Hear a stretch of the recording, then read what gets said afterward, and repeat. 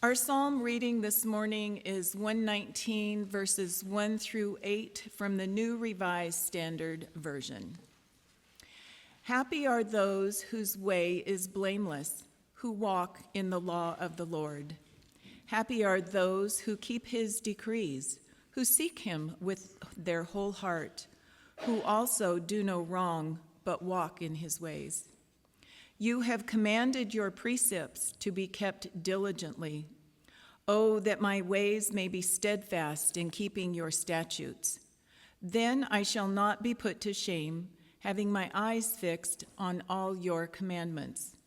I will praise you with an upright heart when I learn your righteous ordinances. I will observe your statutes. Do not utterly forsake me. Our scripture reading this morning is from Deuteronomy 13, verses 15 through 20. See, I have set before you today life and prosperity, death and adversity. If you obey the commandments of the Lord your God that I am commanding you today, by loving the Lord your God, walking in his ways, and observing his commandments, decrees, and ordinances, then you shall live and become numerous, and the Lord your God will bless you in the land that you are entering to possess. But if your heart turns away, and you do not hear, but are led astray to bow down to other gods and serve them, I declare to you today that you shall certainly perish. You shall not live long in the land that you are crossing the Jordan to enter and possess. I call heaven and earth to witness against you today that I have set before you life and death, blessings and curses.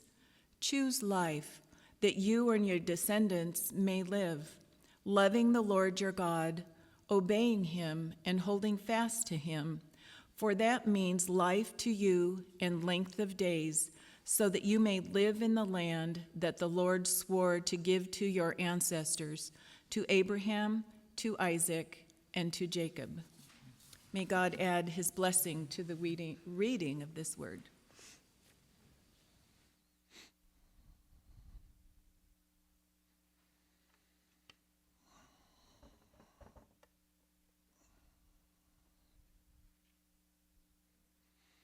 Good morning. Let's see. Can you hear me? There we go. Now we're getting there. All right. Some of you this morning were like, well, Jesse, you're wearing a tie today because you doing anything special today? Well, yeah, church, but well, you usually don't wear a tie. Okay. So there is a very specific reason why I am wearing a tie this morning. So I get up and I choose my shirt from the closet because I know, okay, I got the tan Dockers, got this, got blue shirt. So I put the blue shirt on and my collar kept kind of riding up and things, and it wasn't working with the jacket. And I thought, well, that's not going to work. So I went over and got these little wings, that you put in there so that it would be a little straighter. And then it wasn't quite sitting right. And I thought, well, okay, I'll put a tie on. Because I didn't want to go to the trouble of just getting another shirt. And then again, how long does it take me to tie the tie? Then there's that too. Oh, goodness. So last week we talked about how a lot of church folks either lean toward the God of grace and mercy or the God of law and order. And this week's scripture is literally out of the law of Moses as presented in the book of Deuteronomy. And to make it even more dramatic, this is one of those scriptures that I said that the folks who are on the law and order side use to prove they're right. Okay, so here we go. If you obey God's commandments, you will live, be blessed, and prosper. If you don't, and your heart turns away from the law, then you will perish and not prosper. I wanted to grab a sound clip from that show Law and Order, the dink dink. But I didn't want the YouTube and Facebook copyright place knocking at my door. But here's a piece of trivia for you. Did you know that dink dink is supposed to represent a gavel. I didn't know that. This is a first for me. But I really like the psalm that Kathy read because it starts out with, happy are those whose way is blameless, who walk in the law of the Lord. Because there's a whole lot of carrot and not a whole lot of stick in that particular psalm. But this passage in Deuteronomy, there's a whole lot of stick here. Plus, there's this choice that sounds like an ultimatum. I have set before you life and death, blessings and curses. Choose life so that you and your descendants may live loving the Lord your God, obeying him and holding him fast to him, for that means life to you and length of days, so that you may live in the land that the Lord swore to give you to your ancestors, to Abraham, Isaac, and Jacob. So there's your choice. You either choose life or you choose death. And I don't know about you, but I'm not a big fan of the life and death situation. I mean, I don't believe I've ever been in one, at least that I know of. But I know a lot of folks who have and who are going through life and death situations right now. And the case that I'm thinking of specifically involves a retired meteorologist who has been fighting cancer for the last 2 years. And this isn't his first bout with it either. His life is marked by significant professional and personal achievements. And he's kind of a lone wolf. And he's a dedicated, loving father, good husband, and also a surfer. And he's faced with two options, and that is do nothing and experience a slow death accompanied by a soul-crushing unhappiness and physical pain. Or he could venture out in another direction that might give him some more time, but it comes along with significant risks, with the same outcome and dramatic physical limitations. In other words, no more surfing. It's just not as soon as if he did nothing. And sometimes he wishes he didn't have this choice. That some external force would come along and make the choice for him. And as stuck as he feels, it's the burden of his freedom that scares him the most. He doesn't want to make the wrong decision. This is freedom, right? It can be painful. And it's often messy and ambiguous. It's frightening. Because so much so that it is easy to understand why many people seem to be willing to exchange freedom for fate. If I believe that I'm fulfilling some kind of a destiny as I go through life, I don't bear the same responsibility for my life. It's out of my hands. And it's true. A lot of life is definitely out of our hands. We are free, but then so is everyone else. We are free, but forces beyond us are nevertheless upon us. Our freedom is not absolute, and we certainly aren't guaranteed the wisdom and foresight to be good stewards of the freedom that we do have. In our passage from Deuteronomy, God addresses the people. See, I have set before you today life and prosperity, death and adversity. There is nothing we can do to avoid this. It's a weighty freedom. The choice is ours. Do we turn to God or do we turn away from God? Reading this passage from the comfort of our pews, it is not hard to imagine that this is an easy decision, right? I mean, of course we'd make the right choice. Of course we would choose life over death. Wouldn't we? Who would prefer curses over blessings? Not me. And yet, this is the choice that God sets before the Israelites. And as we see throughout scriptures, the Israelites constantly struggled with this, individually and, more importantly, corporately. And if you believe, as we do in our faith tradition, that all people are God's people, we have to own up to the fact that we struggle with this too. We struggle with choosing life over death, blessings over curses. Just a few miles from here, relatively speaking, is the Pacific Crest Trail.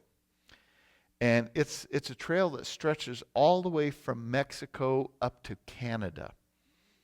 And thousands of people hike this trail every year.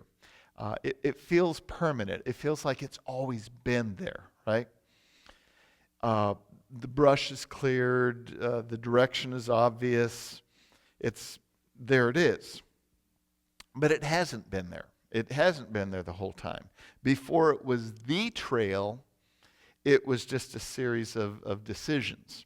At some point, someone walked a direction, and then others followed, and the grass was worn down, and footing became visible, and eventually people said, "This is the way."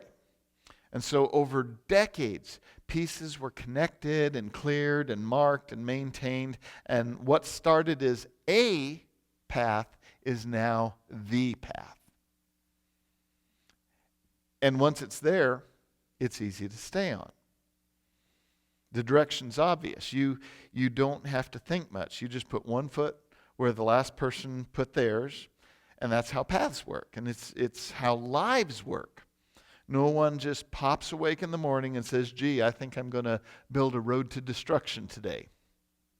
That's not the way it works. It happens with small steps. It happens with a habit, a reaction, a compromise, a grudge held a little too long, a shortcut that's taken because it's easier.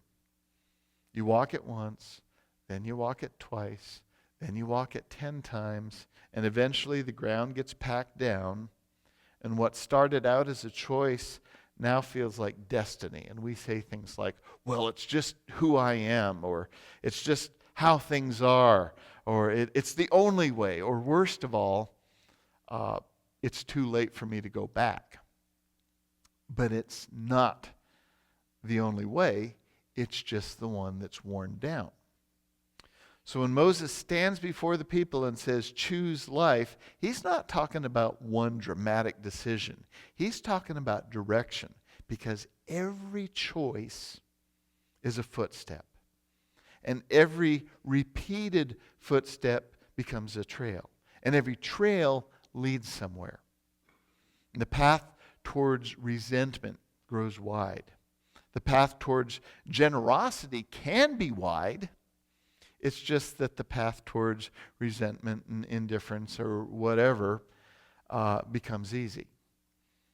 But the path toward love can be just as natural if it's walked often enough. And the tragedy is not that destructive paths exist. The tragedy is that we forget we're still choosing them. Choose life, says Moses, not once, but today and tomorrow and the day after that, because the future is not fate. It's a path, and we are wearing it into the ground with every step. We don't live in a vacuum. We are building paths together. And right now, if we're honest, some of the wider paths in our world right now are not leading to life. The path of contempt is well worn. The path of assuming the worst about one another is way too easy to follow. The path of retreating into our corners feels safe. We didn't wake up one morning and decide to build a divided world. We just kept taking the same small steps, the same suspicions, the same habits of speech. And now the ground is packed down. But here's the good news. Paths can be changed the same way they're formed, and that's one step at a time. You don't redirect a trail with a bulldozer, right? You begin by stepping differently. So what would it look like this week to choose life in one small, deliberate way? Not in theory, but in practice. Maybe it means pausing before responding.